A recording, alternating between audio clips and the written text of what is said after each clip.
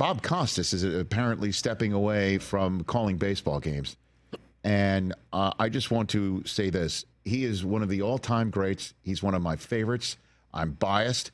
One of my most cherished developments in my career and life was getting to know him.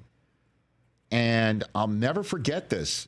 I found out through, I believe it was John Walsh at ESPN. It's so long ago, I don't remember how, but I wound up on Bob's radar screen.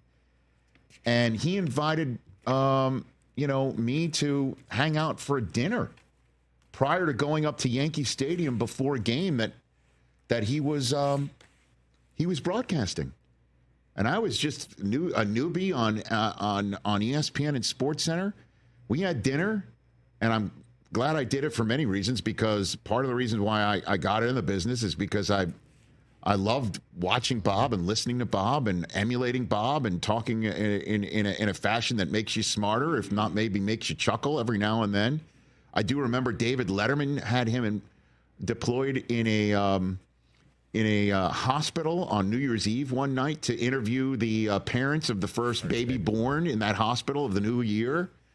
And I'll never forget him saying, as Letterman was talking to him, and he's like, "Can you speak to a doctor or whatever?" And he spoke to a doctor, and he basically said, the doctor were just speaking to us over the plaintive wails of babies seeking medical help.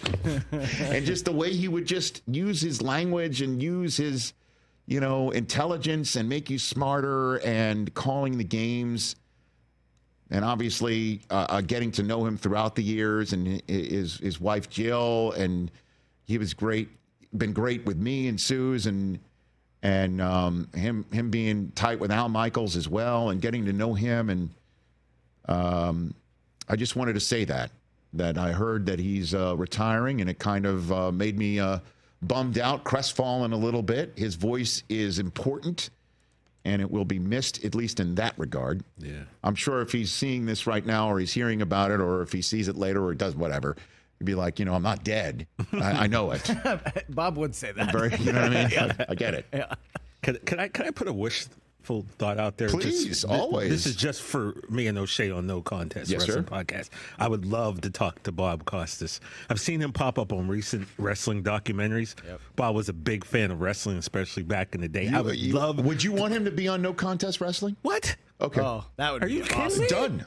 Bob Costas, yes. I would love to. So I would love to, because I don't know how much he is now. What's his history with it? Well, he's just been an old school. He was an old school wrestling fan. Back in the NBC WWE days, Saturday Night's Main Event. I know he would comment about that. Like he apparently he was a fan. Yeah, he's in the Vince McMahon documentary that's on Netflix right now. And he actually curses in it, too, which is pretty funny. And I was kind of shocked. I've never heard Bob working blue? Bob dropped an F-bomb, and I was like, whoa. I don't think you should be saying that, Bob.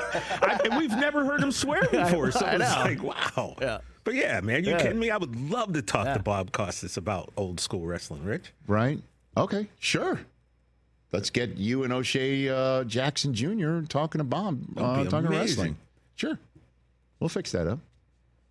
We had an old drama. I don't know if Del Tufo buried it somewhere. You have it, Jason Feller? Oh, shut up. No, that was him telling you to shut up. Brockman, He was telling you to shut up. A fellow Syracuse. He said something. He told you to shut up. Orange on orange. No, just talking about, in Switzerland or something like that. Oh, yeah, because that was like a blowout baseball game, and he's just filling time.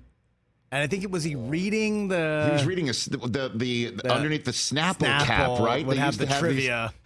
Yeah. At any rate, that's funny. We will. Bob's the greatest. We will miss Bob's voice in a broadcast booth for baseball. Agreed. Catch the Rich Eisen Show every single day on the Roku Channel, 12 to 3 Eastern, for free.